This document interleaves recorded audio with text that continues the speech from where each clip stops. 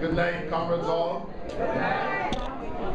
Let me first offer an apology for the leader of the opposition. He called, he wanted to spoke with the candidate, who very graciously accepted his apology.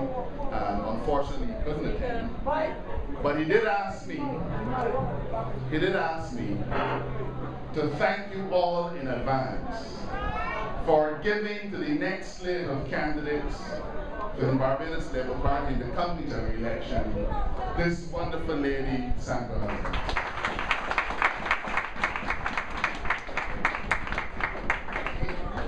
He reminded me, Sandra, that this would not have been your first time trying to seek a nomination. We remember very well when the last occasion was.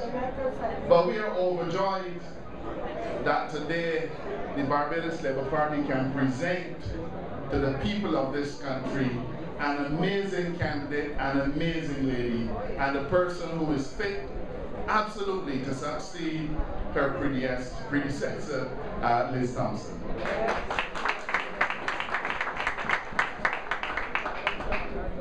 You've heard so much about Sandra, but she intimated to me that she does not have any children. And while there is still time for that, I believe that she sees her role as a future parliamentary representative for this area, almost in the way in which a mother would see her children. I'm sure that in the same way a mother would see her children full of love, affection, and caring, that you will be able to feel that kind of energy, that kind of empathy coming from Sandra. Sandra is an amazingly tenacious lady. Several opportunities she sought to run, but I want you to know, Sandra, that we were saving you for the victory.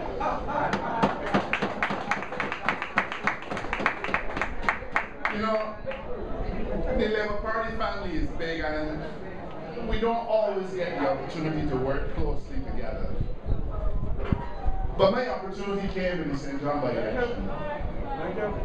Every single day, Sandra came to St. John to labor with us in a cause that many thought was a losing cause.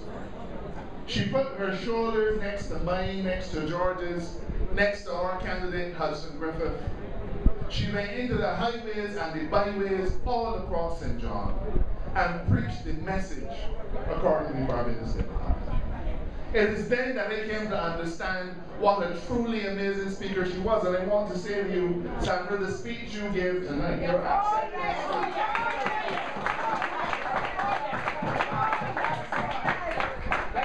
I would have loved that to be your maiden speech in Parliament.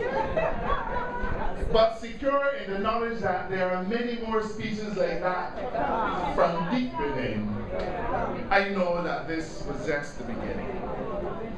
So, Domininis, meet your nemesis. Meet the lady who, on this occasion, you shall not conquer. We are bringing to St. James South a candidate who not only has our trust and confidence, but who will be able to earn in very short order the fullest trust and confidence of every single elector in St. James South.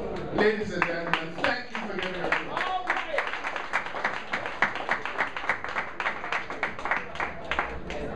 the president of the branch had on his shirt, the bees ready.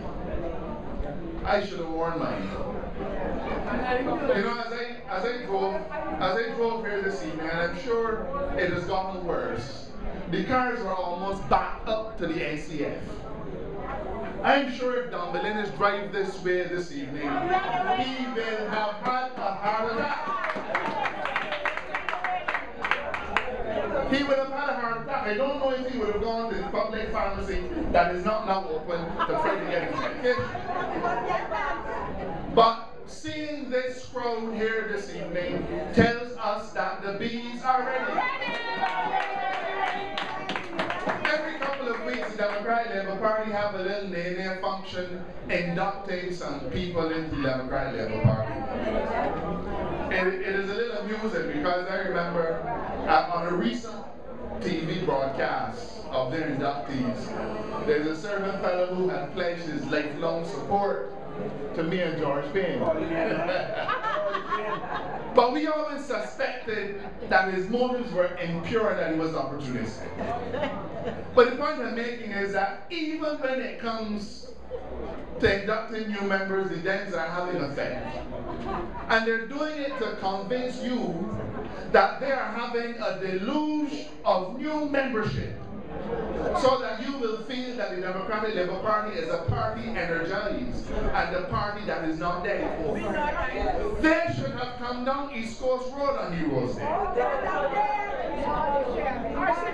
They should have gone to St. George South for a nomination.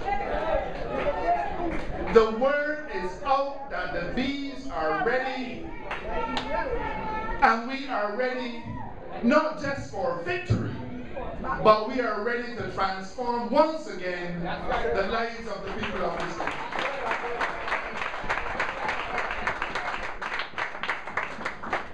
We have had 3 years of being the laughing stock of the Caribbean.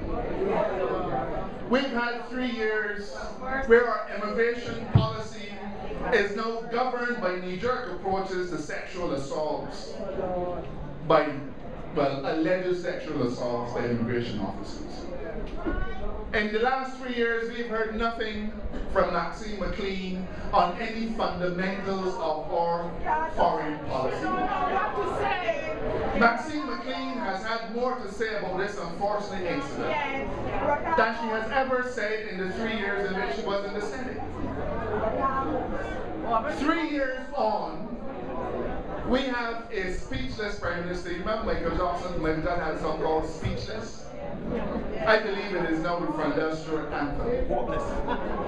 He didn't have a song named Hopeless, but George wanted to be a Calypsonian one time. So there's still time, George, for you to write a Frondel Stewart calypso called Hopeless. 3 years on, we are 10,000 jobs gone. 3 years on. But we are 1,000 houses at Coverley with nobody to buy them. 1,000 houses at Coverley, and only one has been sold to this day. And Jada is supposed to get another 1,000 someplace in St. Philip. 3 years on, and we are borrowing more money than ever to pay salaries and bills. 3 years on, there's a public sector wage freeze that the NUPW has nothing to say about. 3 years on, my friends, our economy is in the doldrums. And I remind you that on Heroes Day, ONAFA leveled a very solemn and serious charge against this government. On the East Coast, ONAFA said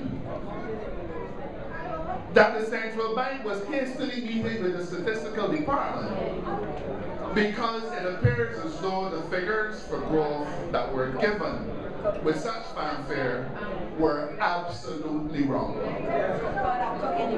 Did you hear anybody on their side come out and say, no, that can't be true? Did you hear anybody on their side come out and refute such serious charges?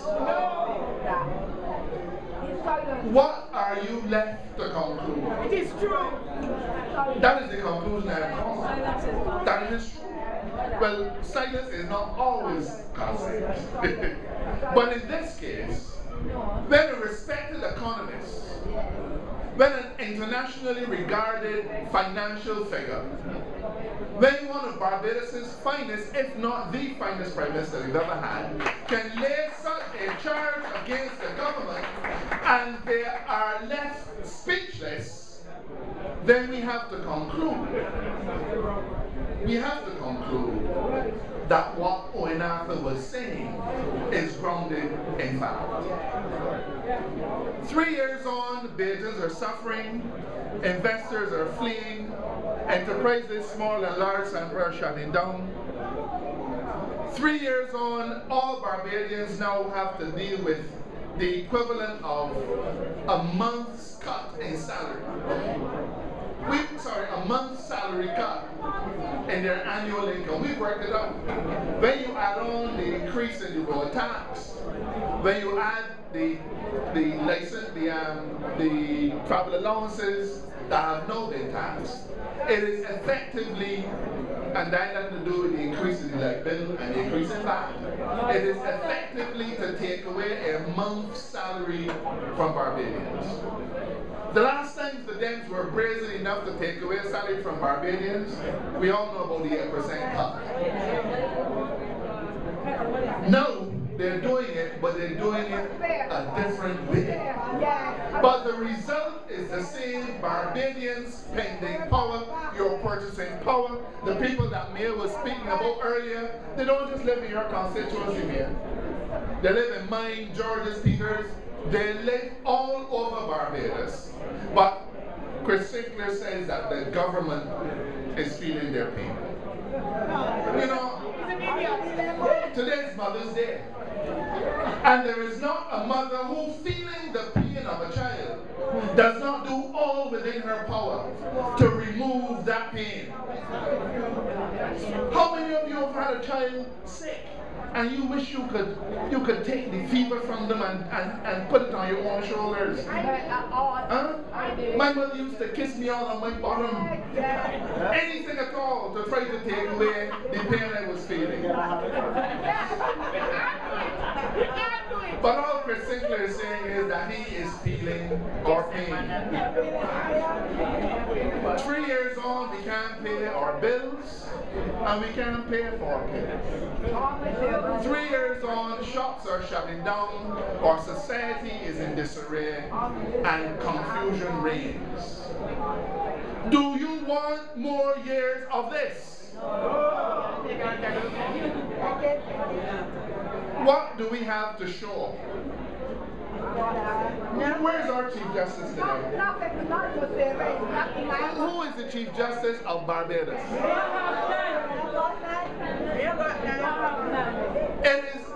It is disgraceful that hardly a Barbadian could stand and say that our Chief Justice is Mr. So-and-so. Now, as a lawyer, I have to tell you that we have a Chief Justice.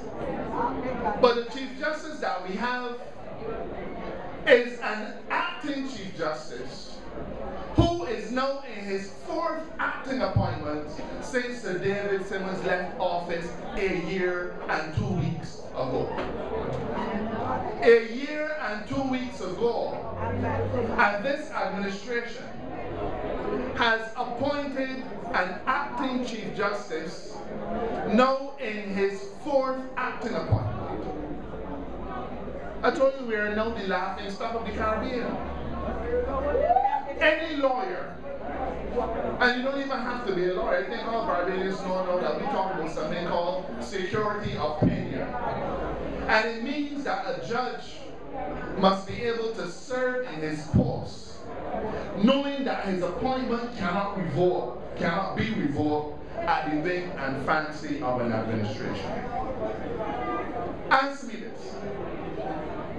The acting Chief Justice was given an appointment from April 1st last year to 31st December.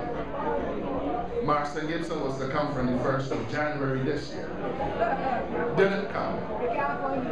So from the 1st of January this year to the 15th of January, the acting Chief Justice was given a 6-week acting appointment. And then from February 15th to March 31st, he was given another acting appointment. There are people in sanitation at school meets that act for a longer period than this. Is this what a Chief Justice deserves? And now he's been given an acting appointment until further notice. Until further notice. Now, you need to understand what that means. It means that anytime the current administration feels like they can yank Mr. Justice Moore, Sherman Moore, out of his position as Chief Justice. Now, how is an individual supposed to defend the cause of justice and truth in this nation serving under those circumstances? But this administration went to Parliament in the dead of night, went through all kinds of gymnastics. They did this, and you know, Carl Williams says we will move the earth to please you. It is almost as if the DLP took up one of Carl Williams' D8s or D8s, whatever they're called, and bulldozed Parliament so as to please themselves to change the law to allow them to appoint one individual. Now, you've heard the debate. And I want to make it clear that the Barbados Labour Party has never had an objection to the individual. This was not about Marston Gibson. We always felt it was necessary to stand in the breach and defend the principle of the rule of law. And that is the stance that we took then, and we take it now. But a year and 2 weeks, 2 months after the law was rushed through Parliament, we still do not have an individual appointed with security of tenure to the post of Chief Justice. When I said in Parliament that they were treating this brilliant man, Mr. Justice Sherman Moore, like a loopy dog, people felt that it was a joke I was making. But you understand what we're talking about. The highest judicial office in the land is not something to toy with. When once you toy with that, you help to destroy the very fabric of which our society is built. But that shouldn't surprise us. From time to time, I've been speaking on the dreadful situation in the police. Now let me remind you that the Democratic Labour Party said that the Barbados Labour Party didn't care anything about the police, that we felt the police were not special. Who built the new station in Spikestown?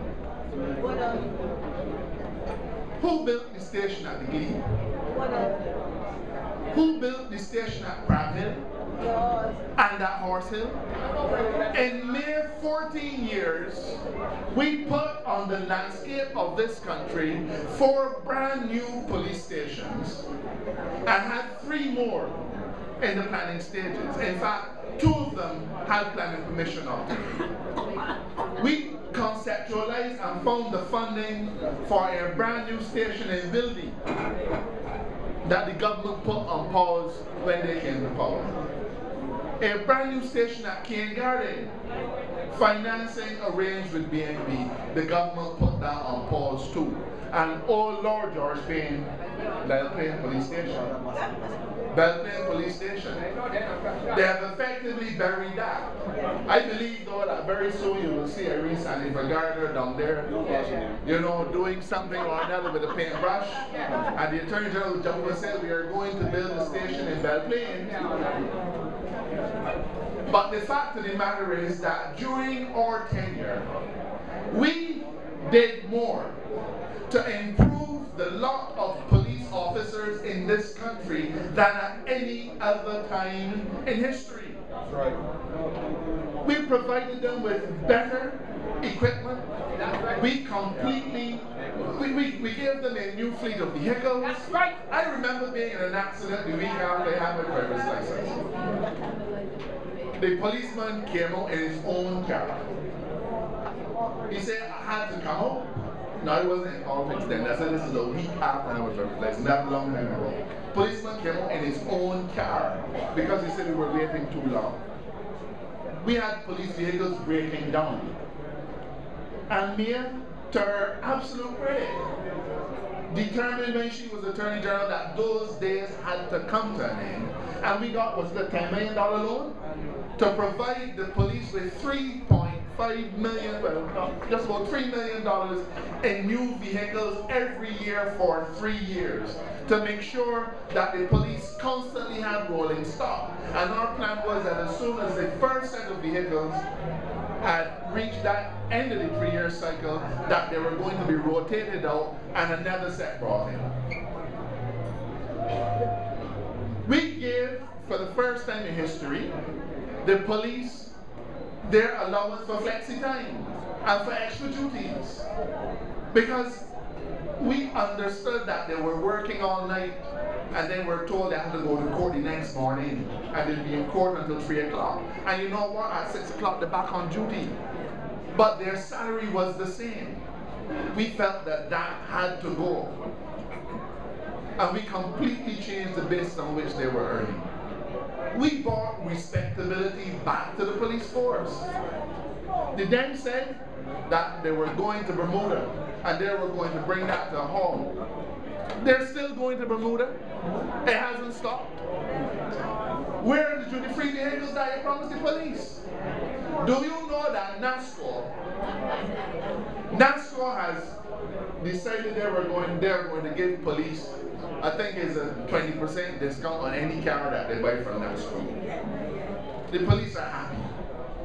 But they are bitterly disappointed because David Thompson said that they had looked at the figures and it would do no damage to the economy, and therefore they were going to give them duty-free vehicles, them and the nurses. Where is that promise today? I mentioned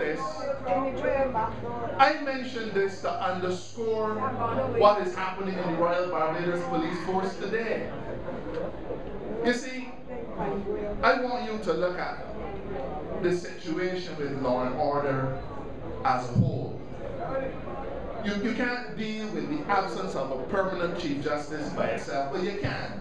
But the ramifications of where we are best seen when you add all of the bits and pieces together. You have the Royal Barbados Police Force that is now completely demoralized, that is divided down the middle, and you have an Attorney General for the first time in history saying that he is going to intervene in a dispute between the Commissioner and his deputy. Now when you have that kind of problem in the police force, then it is no wonder that people are having no regard for law and order in our society.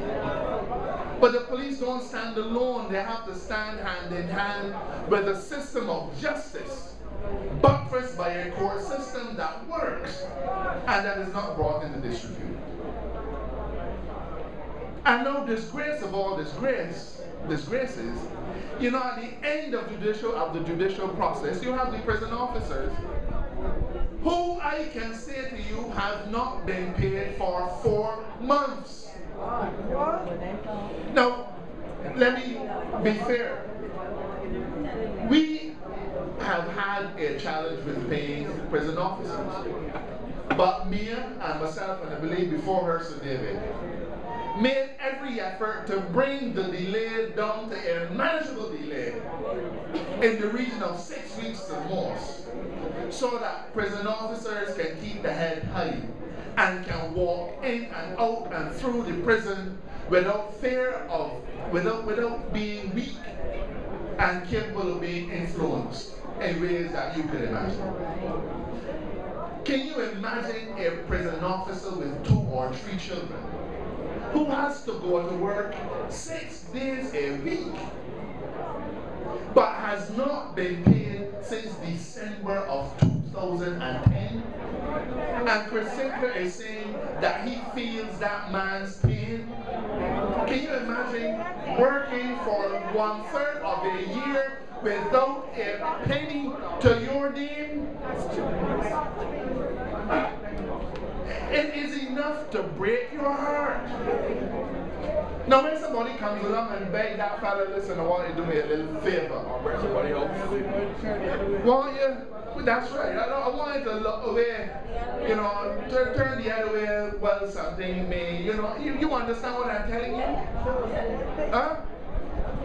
When you have not paid a man for 4 months, apart from the risk of losing his family, for obvious reasons, a desperation must set in, Horace.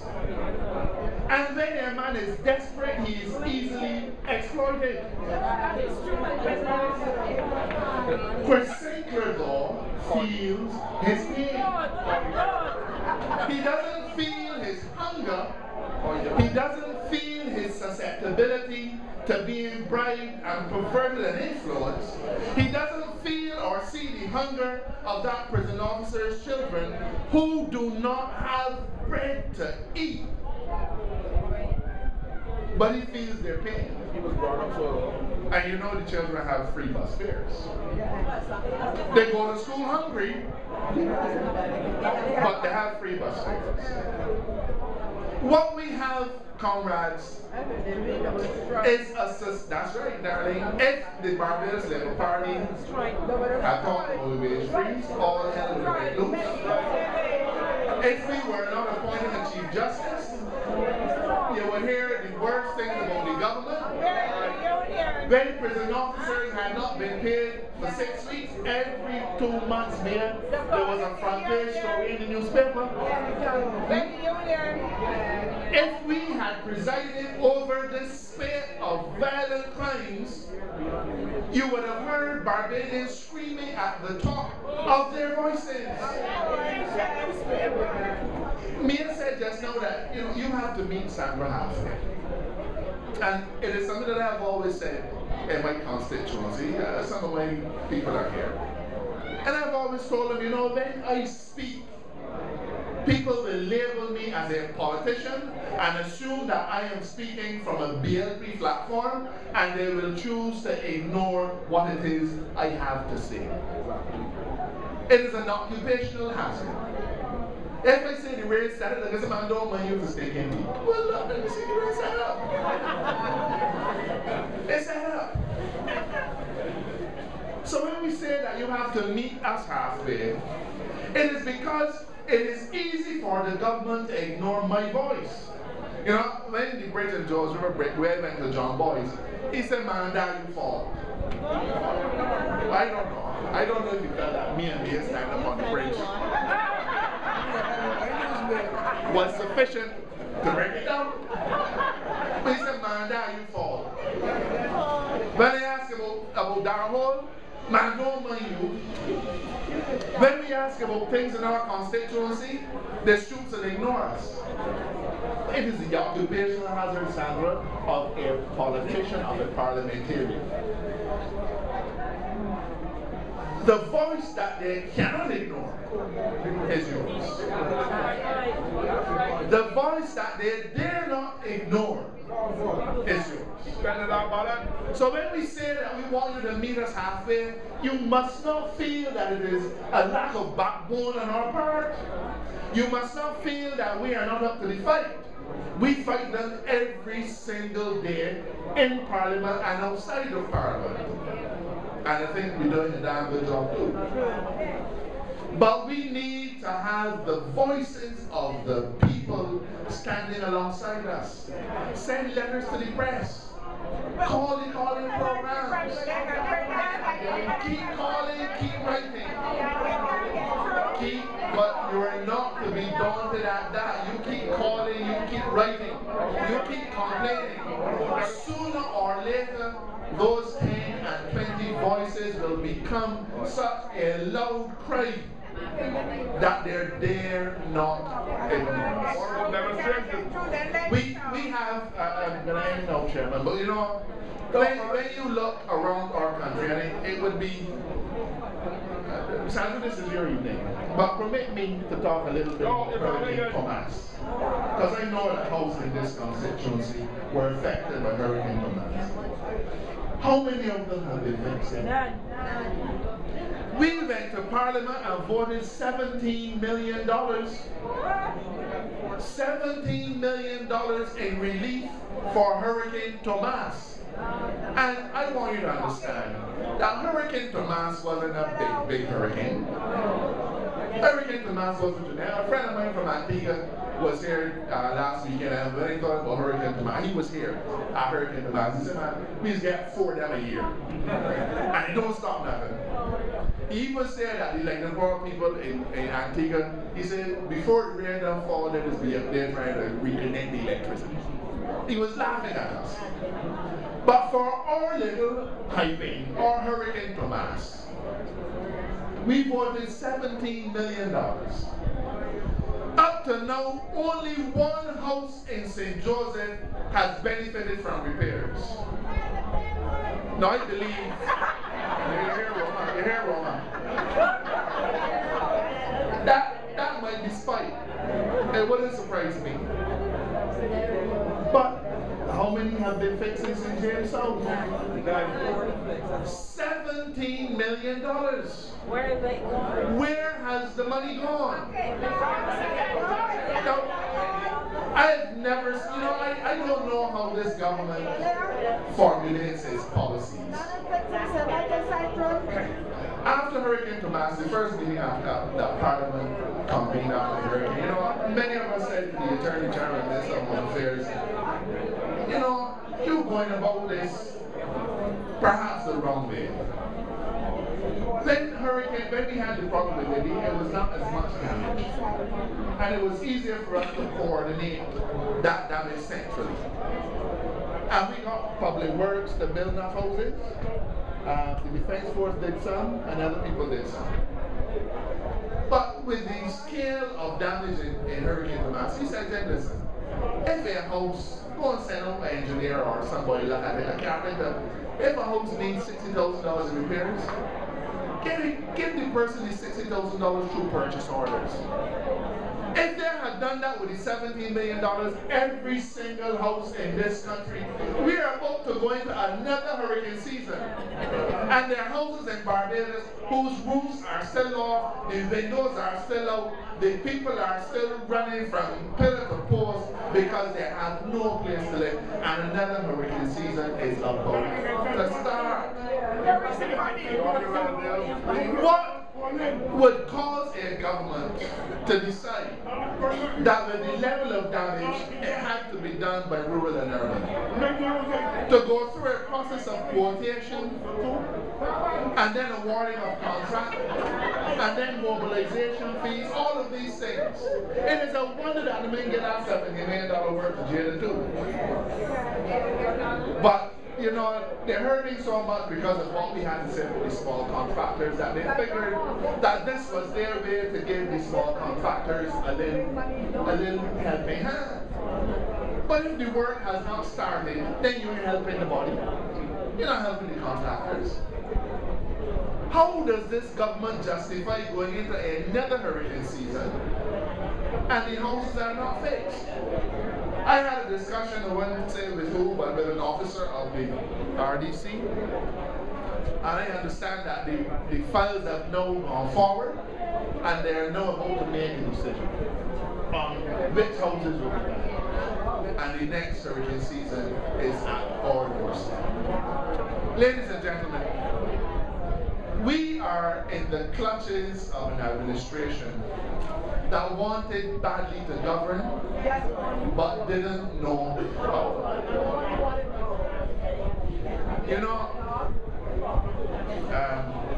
If you live in the country, as I was born and bred in the country, and when it came time to castrate animals, they would, you didn't need to have the special skill. And so they say that you learn to castrate by cutting balls. In other words, no experience necessary. You don't have to have the ability to plan anything. You can wake up one day, having won the election, and say, it is my turn to govern now, so take what you get. But that is not good enough for Barbados. We went from being the pride of the Caribbean to being the laughing stock of the Caribbean. We went from being the Caribbean's most buoyant and thriving economy to having now perhaps the Caribbean's worst economy. And there is no end in sight. I am calling on the Prime Minister, if he wants to speak, to come out and deny what Oenatha has said about the statistics. The thing about maths is there can only really be one answer. So if Oenatha wrong, I defy you to come out and say that he's wrong. But if he is right, I want you to carry this country to the polls. Because, my friends, the bees are ready. That's right.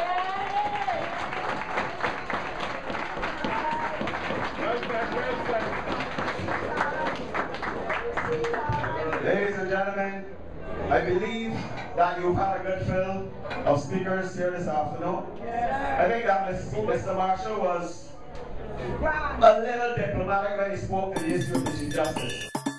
All you labor warriors come! Roll call! Let me go!